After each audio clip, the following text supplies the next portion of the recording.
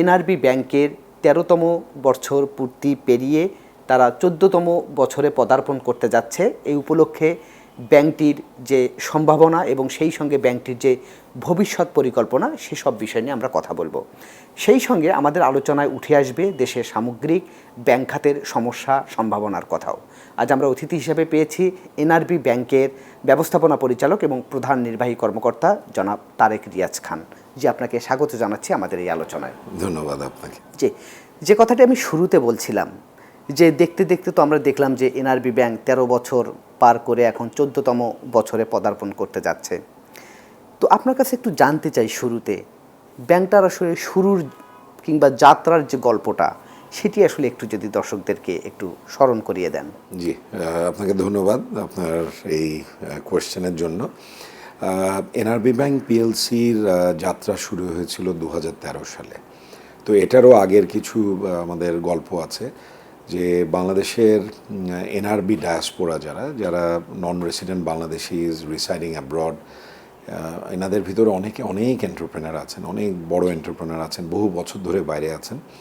তো আমাদের 44 জন NRB sponsor, তাদের একসাথে ওনারা একটা গুড কজের জন্য একত্রিত হয়েছিলেন এবং ওনাদের একটা ড্রিম ছিল যে আমরা তো এত বছর দেশের বাইরে আছি, আমরা বেশ একটা বড় লেভেলে আমরা এস্টাবলিশড হয়েছি বাইরে, দেশের জন্য কিছু যদি করতে পারি। তো ওনারা এই ড্রিম থেকেই বাংলাদেশে একটা কমার্শিয়াল ব্যাংক স্ট্যাবলিশ করার প্ল্যান করলেন, যাতে করে বাংলাদেশের সোশিও ইকোনমিক ডেভেলপমেন্ট এবং ইকোনমিক ইম্যান্সিপেশনে তারা ডিরেক্ট কন্ট্রিবিউট করতে পারেন। এবং সেই ড্রিম এবং অ্যাসপিরেশন থেকে 2013-র 4th অগস্ট আমাদের এই এনআরবি ব্যাংক পিএলসির জার্নি শুরু হয়েছিল। এবং বেসিক্যালি আমাদের ইনিশিয়াল স্পন্সরদের ড্রিম ছিল যে শুধু বাংলাদেশের সোশিও ইকোনমিক ডেভেলপমেন্ট ফান্ডামেন্টালকে কন্ট্রিবিউট করা না, আমাদের এই যে একটা বড় এনআরবি ডায়াসপোরা আমাদের দেশের বাইরে আছে, এনআরবি ডায়াসপোরাকে একটা প্ল্যাটফর্ম দেওয়া যে তারা যাতে দেশে ফিরে ওনারা বলতে পারে যে আমাদের একটা নিজস্ব এন্টিটি আমরা পেয়েছি, যে এই পার্টিকুলার ব্যাংকের সাথে আমরা লেনদেন করতে পারবো, আমরা রেমিটেন্স পাঠাতে পারবো। এবং সেটা বেসিক্যালি টু ওয়ে একটা বেনিফিট, মানে it is not only sending remittance from outside to Bangladesh, সেটা অনেক বড় বড় যারা আমাদের এনআরবি ডায়াসপোরার এন্টারপ্রেনার আছেন তাদের আবার ফরেন ডিরেক্ট ইনভেস্টমেন্টকে ফ্যাসিলিটেট করার জন্যও কিন্তু আমাদের ইনিশিয়াল জার্নিতে একটা ড্রিম বা অ্যাসপিরেশন ছিল।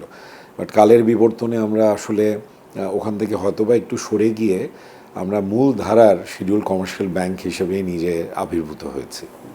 স্যার, একটা প্রশ্ন একটু করি, সেটি হচ্ছে যে এই যে আপনি বলছিলেন যে শুরুতে উদ্যোক্তাদের মধ্যে একটা মানে কমিটমেন্ট কিংবা চিন্তাভাবনা ছিল যে দেশের জন্য কিছু করা, সেটাকে লক্ষ্য রেখেই তো এনআরবি ব্যাংকের যাত্রা এবং সেই সঙ্গে প্রবাসীদের যে রেমিটেন্স এবং সেই সঙ্গে প্রবাসী যারা উদ্যোক্তা তাদের ইনভেস্টমেন্টকে বাংলাদেশে নিয়ে আসা কিংবা প্রবাসীদের বিনিয়োগকে উৎসাহিত করার লক্ষ্য নিয়েই তো এই ব্যাংকগুলো প্রতিষ্ঠিত হয়। তো এখন যে আপনারা ১৩ বছর পার করলেন, ১৩ বছরে এসে ওই স্বপ্ন ওই লক্ষ্যগুলো কতখানি অর্জিত হলো আসলে? এটা আসলে একটা বড় কোয়েশ্চেন যে আমাদের প্রথম যে এই ড্রিম অ্যান্ড অ্যাসপিরেশন, যেটা যে স্বপ্ন ছিল আমাদের স্পন্সরদের, সেখান থেকে কিন্তু আমি আগেই বলেছি যে আমরা একটু সরে এসে আমরা মূলধারার শিডিউল কমার্শিয়াল ব্যাংক হয়ে গেছি। তো এখন প্রথম যে ড্রিম ছিল সেই ড্রিমের দিকে এখন আমরা অবশ্যই তো তাকাবই, কিন্তু এখন আমাদের ড্রিম এখন একটা রিনিউড ড্রিম, যেটাকে বলবো নতুন একটা স্বপ্ন। সেই স্বপ্ন হচ্ছে যে 13 বছরে তো একটা জায়গায় পৌঁছেছি, যেমন এই মুহূর্তে আমাদের 10,444 কোটি টাকার একটা ডিপোজিট, 109টি ব্রাঞ্চ সাব ব্রাঞ্চ আমাদের রয়েছে, আমাদের প্রায় 7,800 কোটি টাকা লোনস অ্যান্ড অ্যাডভান্সেস পোর্টফোলিও রয়েছে। আমরা এবছর আশা করছি প্রায় 8 থেকে 10,000 কোটি টাকা trade volume, meaning import export facilitate করব। তো খুব বেশি বড় না হলেও আমরা একটা সার্টেন একটা লেভেলে এসেছি, একটা জায়গায় এসেছি।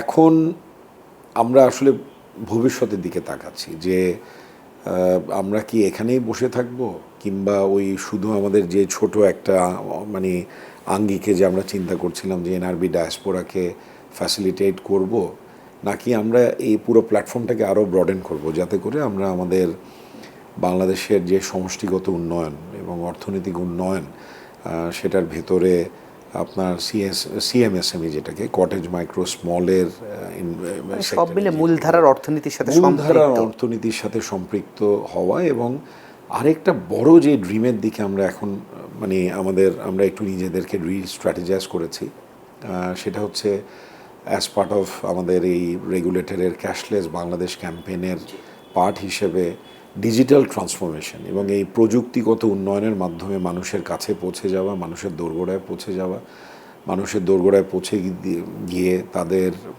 গ্রাহক সেবা প্রদান, তাদের ডিপোজিট মোবিলাইজেশন ছাড়াও তাদেরকে এসএমই এবং বিভিন্ন ধরনের ক্ষুদ্র অ্যাগ্রি লোন বা ন্যানো লোনের মাধ্যমে এই অর্থনৈতিক উন্নয়নে তাদেরকে আমরা ডিরেক্টলি সম্পৃক্ত থেকে কন্ট্রিবিউট করা। এবং আরও একটা বড় যে পার্ট, সেটা হচ্ছে এমপ্লয়মেন্ট জেনারেশন। আমরা নতুন এন্টারপ্রেনার বাংলাদেশে ক্রিয়েট করতে চাই, ক্ষুদ্র ক্ষুদ্র যে উদ্যোক্তা রয়েছেন তাদেরকে তৈরি করতে চাই, এবং তাদের মাধ্যমে বর্তমানে আমাদের গণপ্রজাতন্ত্রী বাংলাদেশ সরকারের যেই ড্রিম রয়েছে সেটা হচ্ছে এমপ্লয়মেন্ট জেনারেশন।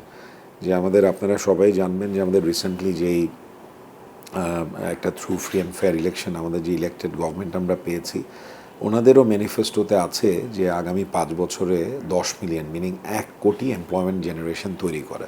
তো এটা বলাটা যত না সহজ, এটা করার জন্য তো বিভিন্ন যে আমাদের এই কমিউনিটি রয়েছে, এই আমাদের পলিসি থিঙ্ক ট্যাঙ্ক বা আমরা যারা অ্যাক্টিভিস্ট রয়েছি, আমরা নিজেদেরকে আসলে অ্যাক্টিভিস্ট কেন মনে করি, যেমন আমি I M A banking activist.